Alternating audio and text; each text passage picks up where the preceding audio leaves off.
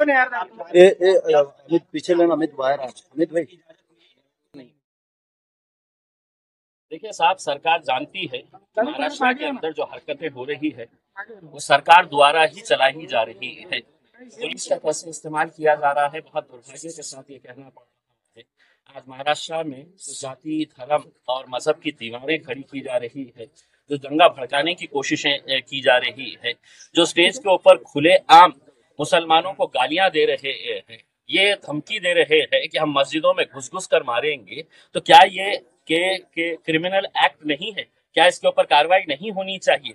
नहीं हो रही है। इस वजह से हमने ये फैसला किया कि हम मुंबई तक जाएंगे और महाराष्ट्र की सरकार, विशेषकर मुख्यमंत्री एकनाथ शिंदे साहब, जिन्होंने उस रामगिरी का समर्थन करते हुए ये कहा था की तुझ्या केशालाही आम्ही हात लावू देणार नाही, म्हणजे इसका मतलब ये है कि जो मानसिकता इस रामगिरी की है वही मानसिकता लेके महाराष्ट्र के मुख्यमंत्री अगर काम कर रहे हैं तो हम उन्हें यह एहसास दिलाने के लिए जा रहे थे कि ये देश चलेगा तो कायदे के हिसाब से, ये राज्य चलेगा तो कानून के हिसाब से चलेगा।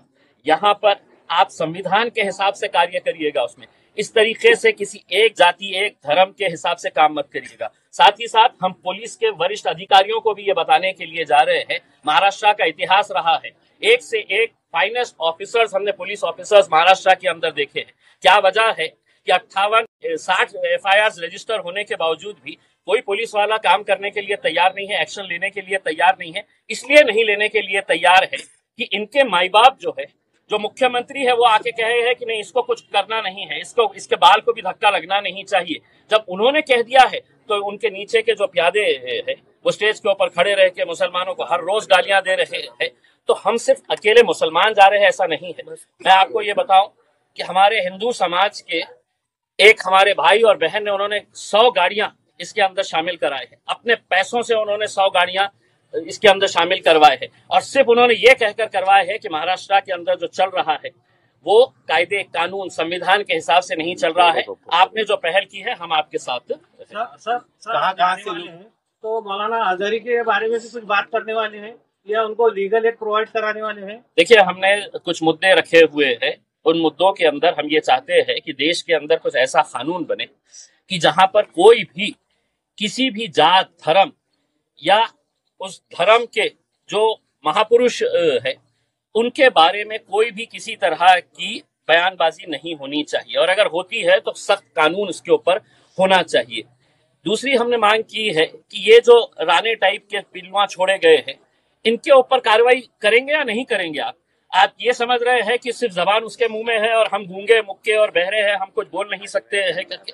बोलना हमें भी आता है, लेकिन हमारी संस्कृति, हमारी तहजीब और हमारा मजहब इसकी इजाजत नहीं देता है कि हम किसी दूसरे मजहब के बारे में, दूसरे धर्म के बारे में हम इस तरह की बयानबाजी करें।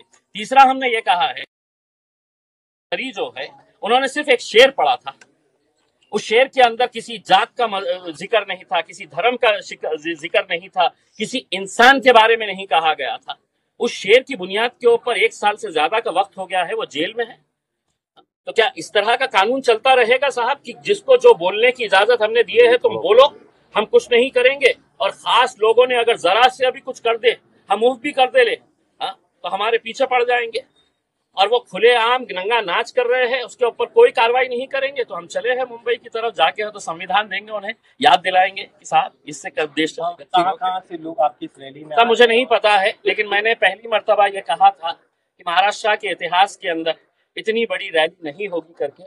आप नासिक के बाद देखेंगे, मैं यकीन के साथ कह सकता हूँ कि हिंदुस्तान की तारीख के अंदर इतनी बड़ी रैली नहीं निकली होगी। आज आपको देखना है।